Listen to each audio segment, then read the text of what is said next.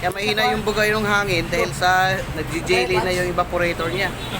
So mahina na yung ano ng buga ng tagos ng hangin dahil sa yan oh. Magandang araw pong muli mga Unique at welcome back po sa YouTube channel natin, Bin Unique Works. So matagal-tagal po akong hindi nakapag-upload ng video regarding po sa car aircon services po natin. So mga ka-Unique, may gagawin ako ngayon. Ito po ay Toyota Vios sa 2016. So i-cleaning po natin yung aircon dahil mahina po yung buga ng hangin.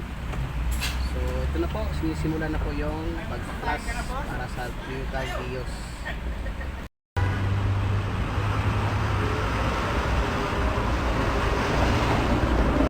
So ito po yung Vios na gagawin natin at yan na po, sinisimula na yung pagpaklas ng dashboard. So nangyari po dito kasi mga ka-Unique, nagpunta sa akin nito last week. So ngayon lang po nagkaroon ng vacant yung customer at kasi matagal na pong hindi nalinis at inaano niya ang problema na nito. Wala naman na siyang problema sa lamig, problema lang daw mahina yung buga ng hangin. Sabi ko kung matagal nang hindi nalinis, so baka linis lang po yung kailangan dahil sa hina ng buga ng hangin. So yan.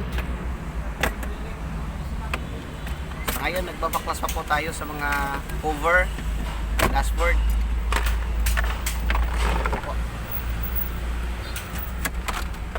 Yan. So ganyan po muna mga kinig sa pagbaklas ano. Although may mga nagawa na rin ako mga views 2016 sa mga previous video ko. So Bakit si dati ito nagkataon lang to ngayon, medyo hindi lang nagkasabay yung gawa ko at ito lang isang gawa ko ngayon. So yun, nagkaroon ako ng time para magawa ko ng video na to. So yan. So yan po mga ka-Unique, nabaklas na rin yung ibabaw ng dashboard, yung cover po. So yan na po yung maging itsura ngayon. Ayan.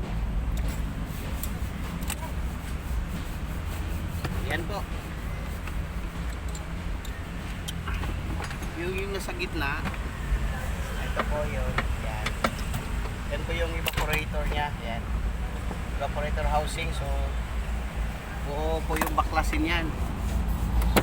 So kailangan na talagang baklasin yung dashboard para matanggal natin yung evaporator. So yan. So kunti na lang din kulang nito at matanggal na rin yung evaporator niya o yung pinaka evaporator housing. So yan.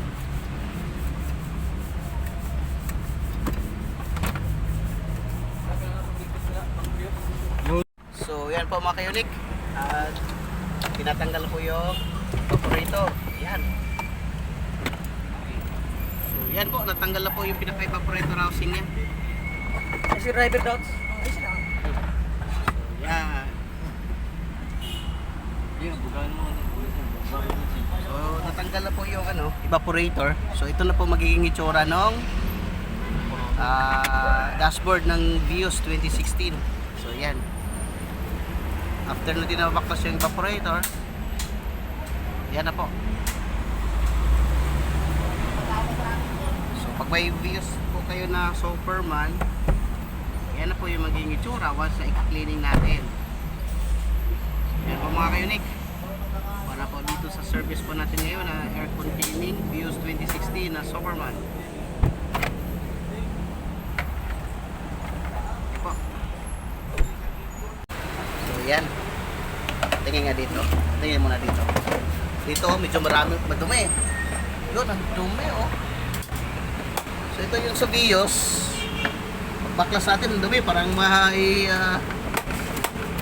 ano pa ng daga oh. Tayo ng daga, tinira natin ng daga to. Yan, ang dumi oh.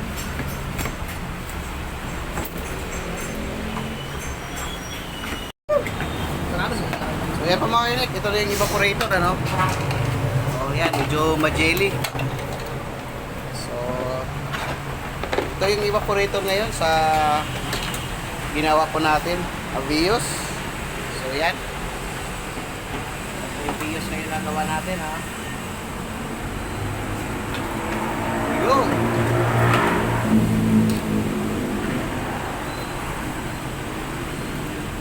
So yan. Ayan, no. Kaya mahina yung bugay ng hangin dahil sa nagji-jelly na yung evaporator niya.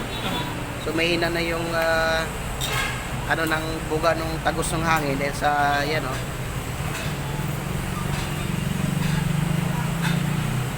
So yan po, ang gagawin natin natin, nilinisin po natin ito and then ililigtas na po natin.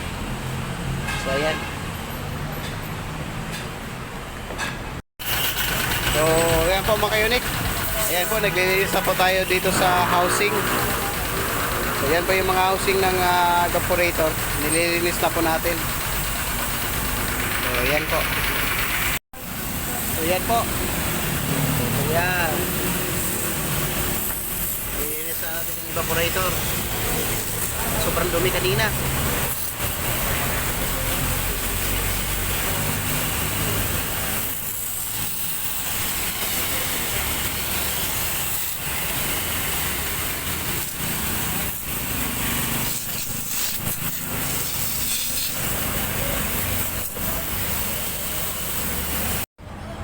So ito po mga ka-unique, after natin nalinis, eh po nililigtas na po natin. Ayan.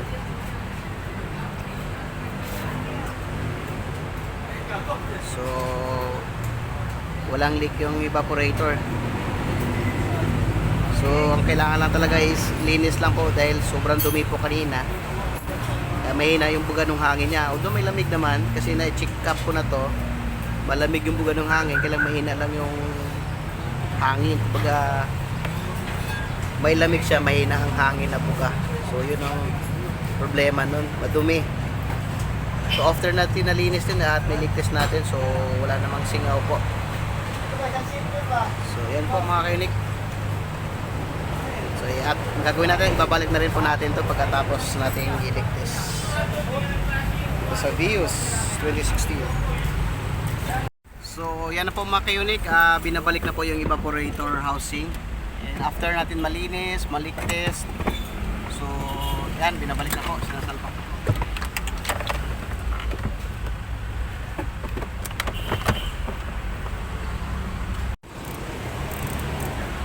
So yan po.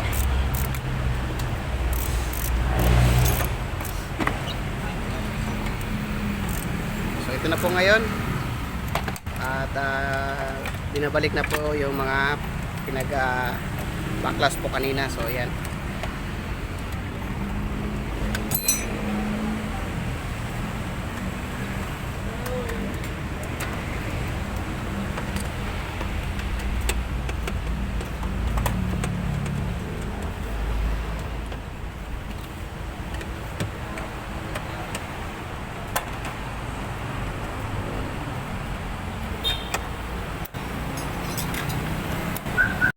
A few moments later. So mga ka-unique, yan na po.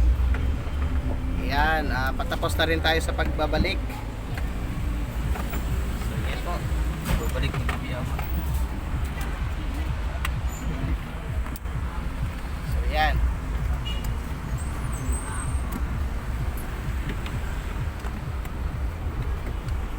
Kunti na lang kulang. So mga ka-unique, ayan. I-charge na tayo ng frame. Mapansin nyo po, oh, nagmo-moist na yung tubo. Yan, nag-automatic na. So yan po, ito na yung reading ngayon. Yan, ayun, automatic. So yan po yung reading sa ngayon. Yan, 30 to 35, ano. Yan.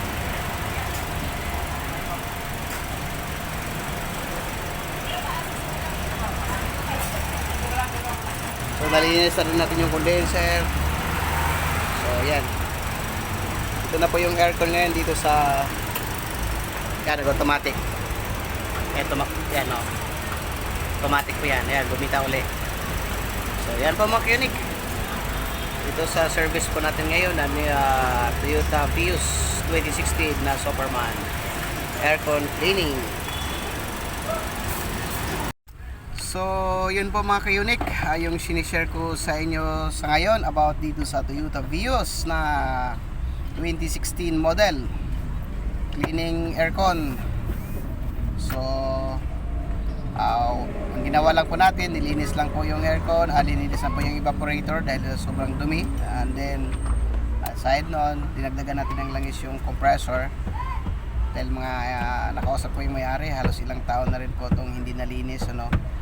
Microfilter lang din po yung lagi niyang pinapalitan, and then napansin po niya na yung blower mahina na yung buga. So nung dinala po sa akin, ayun na nga, sabi ko kahit na nagpapalit pa tayo ng filter at humina na po yung buga ng hangin, although malamig naman po siya, mahina lang talaga buga ng hangin. So sabi ko, mas maganda ma-fold down natin yung evaporator para malinis dahil kahit sabihin natin hindi marumi yan, malamang nagdi-jelly yan. So hindi po ako nagkamali nun, nagdi-jelly yung evaporator.